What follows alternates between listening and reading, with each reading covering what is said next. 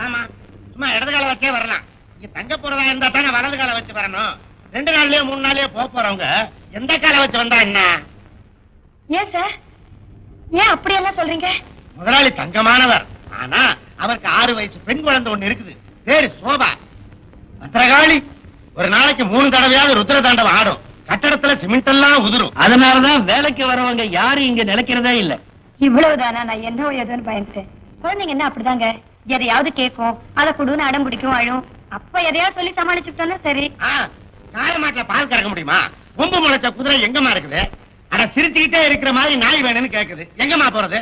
ஆனா இதையெல்லாம் அட்ஜஸ்ட் பண்ணிடலாம்னா கூட செத்து போன எங்க அம்மாவை கூட்டிட்டு வான்னு சொல்லுது. எப்படின்னு கேட்டா நீ செத்து போய் கூட்டிட்டு வான்னு சொல்லுது. எப்படி தயாரா?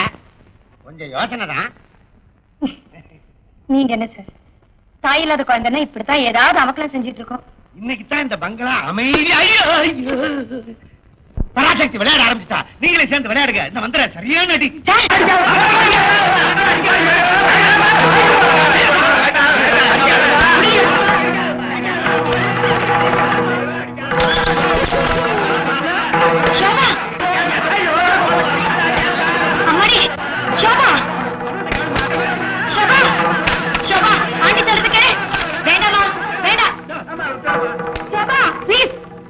நிறுத்துமா, நான் தான் உன்னோட புது டீச்சர்.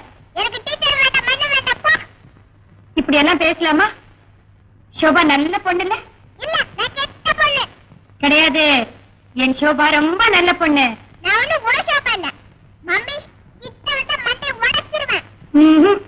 நான் உன் கிட்டத்தான் வருவேன்.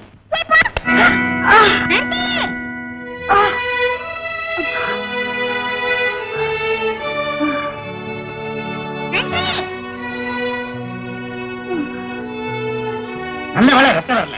இந்த வீட்டுல இந்த பொண்ணு கிட்ட அடி வாங்கி ரத்தம் வராத முதல் கேஸே நீங்க தான். ஏமா 4:30 மணிக்கு ஒரு வண்டி இருக்கு, 5:30 மணிக்கு ஒரு வண்டி இருக்கு, விடிஞ்சு காலையில 4:45 ஒரு வண்டி இருக்கு. எந்த வண்டிக்கு டிக்கெட் புக் பண்ண? எந்த வண்டிக்கு நீங்க டிக்கெட் புக் பண்ண வேண்டாம். இந்த வேலையை நான் விட போறதா இல்ல. முடிவே பண்ணிட்டீங்களா? ஆமா. அப்ப சரி, எல்லாரும் வாங்கடா வாங்கடா. இன்னைக்கு இந்த அம்மாவுக்கு அடிபட்டு ரத்தம் வரல, நாளைக்கு ரத்தம் வராதுன்னு என்ன நிச்சயம்? அதனால அந்த அம்மா ரத்தம் எந்த குரூப்னு தெரிஞ்சு ஒரு 7 பாட்டில் வாங்கி வைங்க. இந்த வீட்டுக்கு நான் மேனேஜர், எவனுமே மதிக்க மாட்டேங்கிறீங்க. இருங்க ஒவ்வொருத்தரையும் நான் கழிக்கிறேன். அளவு விடுங்க.